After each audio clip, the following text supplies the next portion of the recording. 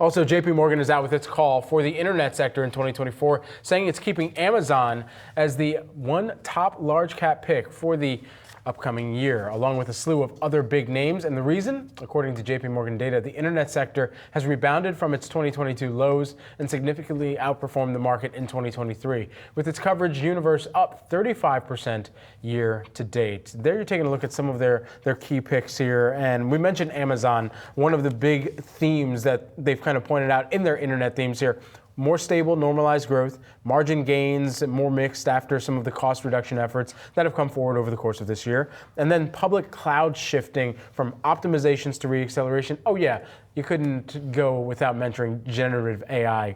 Year two is what they're kind of just summarizing it at. They've got high expectations, but still a lot to prove here. They do, and also following in that investment criteria is just the fact that they still believe that these companies are at reasonable valuations. They prefer solid growth, proven profitability, a theme that we've been talking about with a number of strategists that have joined us here at Yahoo Finance over the last several weeks as we look ahead to some of these top picks for 2024. We hit Amazon. What also stuck out to me is what they had to say about Google, that is a new top pick for the company. They're basing it on improving ad growth, is something that we have been closely tracking here. So they see that trend continuing here as you look ahead to 2024. Also, some of those larger margins, generative AI, that gap that they're seeing, the tightening of that gap is what they are expecting into 2024, and that positions Google well. And then Uber was an interesting pick to me, just in terms of the fact that we are seeing some pressure on some of these consumer-facing names as consumers do pull back on spending. But JPMorgan making the case here, at least, that Uber remains a top pick because of its strength and profit focus. And they do see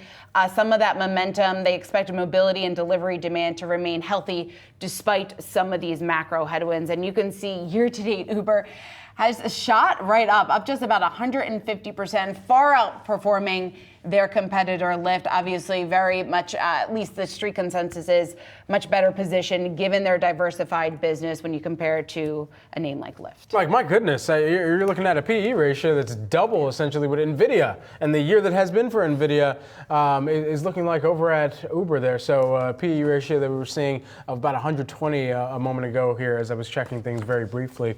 But I think more interestingly, the mobility growth normalizing post-recovery, that was an interesting call out for Uber in this note.